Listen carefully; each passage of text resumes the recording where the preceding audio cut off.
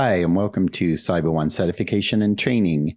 If you're here for training and support, but you'd like to learn more about how to become certified as a CyberOne expert, then contact your account manager or email us at support@cb1security.com. Okay, let's get started today. So we are in the issue management training section, and today we're going to be looking at how to create findings and notify primary contacts. These are the people who will mitigate the findings that they have a finding that they need to work on. Okay, so we're going to start in the management platform again today. So let's go ahead and get on in.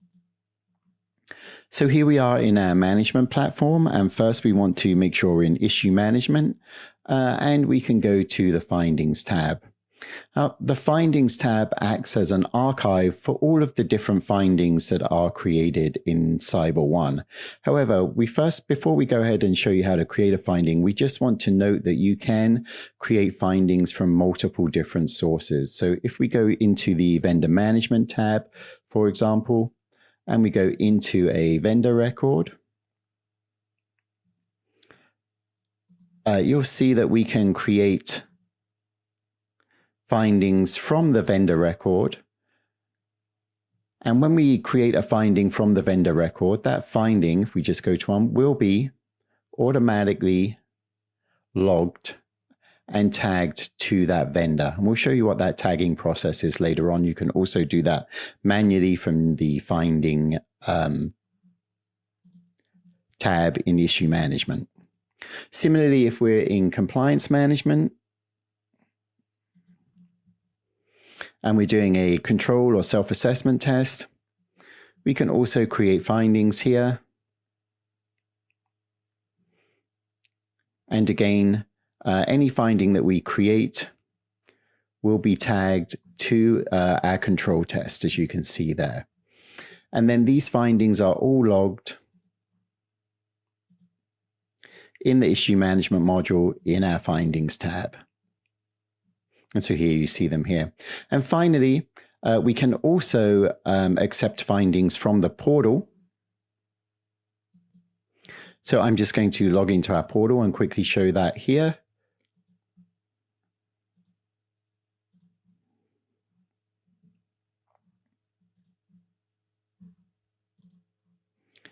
Here we go. Let's just log in.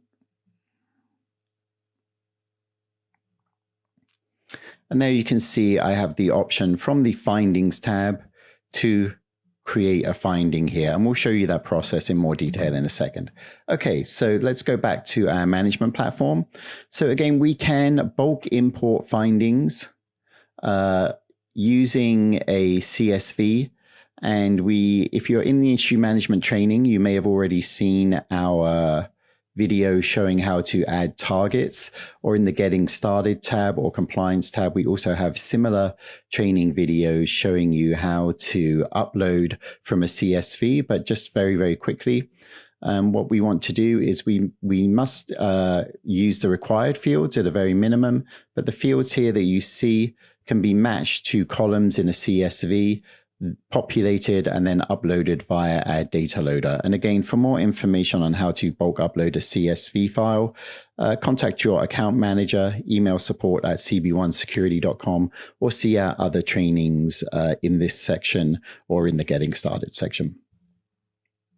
So let's go back to how to create a finding then. So then just clicking on findings to come up into that tab and the list view. Now what we want to do is just click New Finding. And here you'll see we must populate the name. We often want to describe it so the primary contact who will be mitigating the risk understands what the finding is.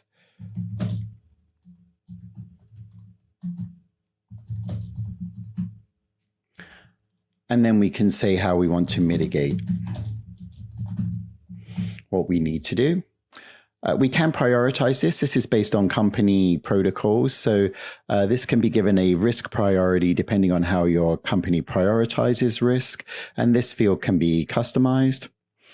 And we can also assign it to a risk category, which again can be customized to your company's needs. These categories are created by your company.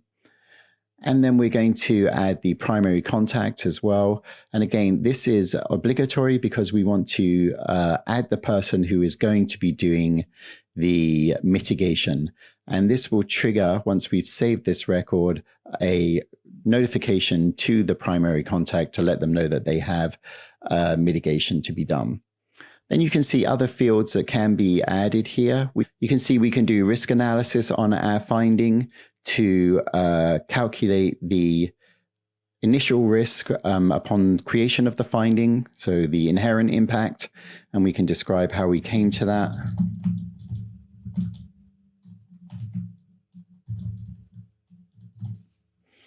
And again, the likelihood similarly. And then the residual impact after the finding has been closed. Again, this can be done at the outset or even after the finding has been closed if we prefer. And when we click save in this record, you'll see that our risk summary auto-populates based on the equation that we put in to calculate this inherent and residual risk rating, again, based on the company protocols and how they establish the different risk measurements. Okay, so we can also do compliance analysis and list whether this is compliant or whether this is a major issue for compliance, minor issue, so on and so forth. And we can ask for finding response, track the finding response detail here. And as I showed you before, we can also tag these findings to different criteria. These tags will auto-populate when we're creating from these records in the system. But if we're just creating a finding from the issue management tab, when we want to tag it to a vendor or to a compliance test or self-assessment test, so on and so forth, we can do that just using the lookup here, selecting our vendor. And now when we click save, all of this will populate for us. Now you can see here's the record we've created. You see we have a risk summary here that this risk is actually low based on our inherent risk scores. And we've connected it to the vendor. Now we've added Timothy as the primary contact. So we're going to now ask Timothy to mitigate.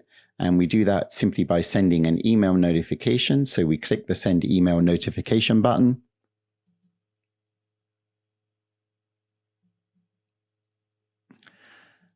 And we'll get a confirmation that that finding has been sent successfully, that notification has been sent successfully.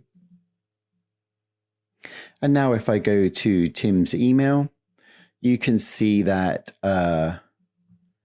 Tim has received a notification from us with a link to his portal where he'll be able to click in and go in, where he'll see the finding and be asked to mitigate.